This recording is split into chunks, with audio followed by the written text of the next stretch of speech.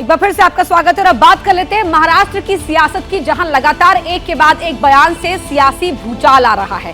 जी हाँ, कभी अगर बात करें शरद पवार की तो वो ये बयान देकर कि महाविकास आघाड़ी के भविष्य को लेकर अभी कुछ कहा नहीं जा सकता है, ये कहकर भविष्य को लेकर अलग तरह के संकेत दे देते हैं। तो कभी सुप्रिया सुले ये कह देती है कि 15 दिन में दिल्ली और महाराष्ट्र में कुछ बड़ा विस्फोटक होने वाला है, तो वहीं संजय राउत ये कहकर खलबली मचा देते हैं कि महाराष्ट्र की सरकार के यानी कि शिंदे सरकार के ज्यादा दिन बाकी नहीं है। तो वहीं अब महाराष्ट्र में 2 पोस्टर्स ने शिंदे की सत्ता पर सस्पेंस खड़ा कर दिया है। कैसे, रिपोर्ट देखिए। ये सवाल उठे इस पोस्टर से जिसे बीजेपी के कार्यकर्ताओं ने लगाया भले ही नागपुर में, लेकिन इसने महाराष्ट्र की पॉलिटिक्स में तूफान उठा दिया। पोस्टर पर मराठी में बड़े बड़े अक्षरों में लिखा है, माननीय श्री देवेंद्र जी फडणवीस साहिब, महाराष्ट्र के भावी मुख्यमंत्री। ये पोस्टर जैसे ही लोगों की निगाह में आया, फौरन सवाल उठने लगे कि क्या देवेंद्र फडणवीस महाराष्ट्र के सीएम बनने वाले हैं? क्या एकनाथ शिंदे मुख्यमंत्री की कुर्सी छोड़ने वाले हैं? अभी इस पर सियासी अटकलबाजी चल ही रही थी कि महाविकास आघाड़ी की तरफ से बड़ा दावा उछाल दिया गया। एनसीपी के नेशनल स्पोक्सपर्सन क्लाइड ग्रास्तो ने एकनाथ शिंदे, बीजेपी और देवेंद्र फडणवीस को टैग करते हुए ट्वीट किया। क्या ये भी सच है? खबर है कि श्री एकनाथ शिंदे 3 दिन की छुट्टी पर चले गए हैं। सूत्र बताते हैं कि बीजेपी महाराष्ट्र की सरकार में फडणवीस और शिंदे के पदों की अदला बदली करना चाहती है। इस बात से शिंदे अपसेट है और उन्होंने छुट्टी ले ली है। एनसीपी की तरफ से ये ट्वीट आया तो उद्धव की शिवसेना भी एक्टिव हो गई। संजय राउत ने तो दावा कर दिया कि एकनाथ शिंदे की लीडरशिप में काम करके देवेंद्र फडणवीस असहज महसूस कर रहे हैं।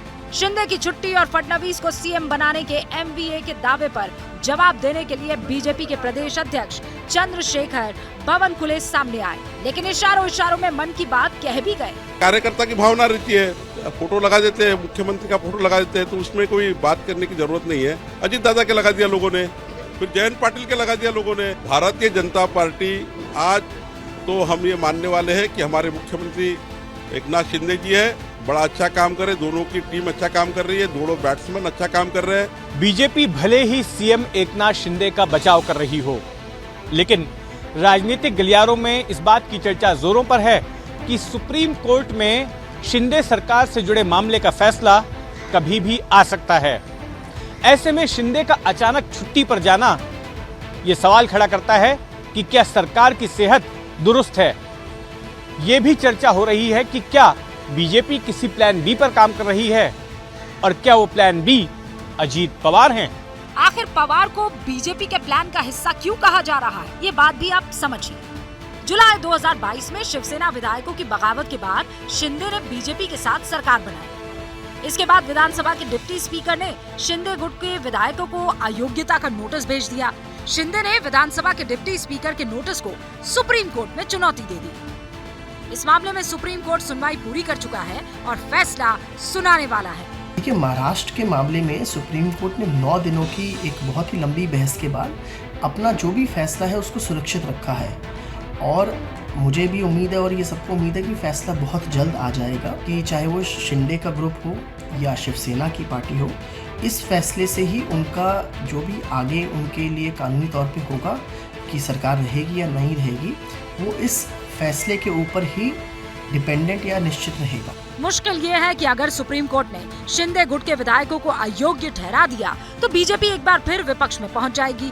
बीजेपी के विरोधियों का दावा है कि अगर ऐसे हालात बने तो बीजेपी 2019 की तरह एक बार फिर अजीत पवार पर दांव लगा सकती है। एनसीपी नेता अजीत पवार भले ही बीजेपी के साथ जाने की खबरों का खंडन कर चुके हों, लेकिन उन्हें सीएम बनाने की मांग करने वाले पोस्टर भी लगने लगे हैं। रही सही कसर एनसीपी चीफ शरद पवार महाविकास आघाड़ी के भविष्य पर सवाल उठाकर पूरी कर चुके हैं। इस बीच कांग्रेस के प्रदेश अध्यक्ष नाना पटोले ने अजीत पवार के बीजेपी में जाने के पत्रकारों के सवाल पर जवाब देते हुए कहा कि मोदी है तो मुमकिन है। महाराष्ट्र की सियासत में भले ही इस वक्त कयासों का दौर जारी हो, लेकिन कौन कहां रहेगा, कौन कहां जाएगा और किसके पास क्या पद होगा, ये सुप्रीम कोर्ट के सुप्रीम फैसले के बाद ही क्लियर हो पाएगा। जैसे ही घड़ी का काटा दोपहर 2:30 पे आए, बबीता जी का दिल सास बहू साजिश के लिए मचल जाए। और ये है इनकी बहू, पूरे दिन ऑफिस की टेंशन हो जाए गॉन जब ये करें अपना फेवरेट शो फ्री टाइम पे ऑन। इनकी तरह आप भी देखिए अपना फेवरेट शो अपने टाइम पर और डाउनलोड कीजिए एबीपी लाइव ऐप अपने स्मार्ट टीवी पर।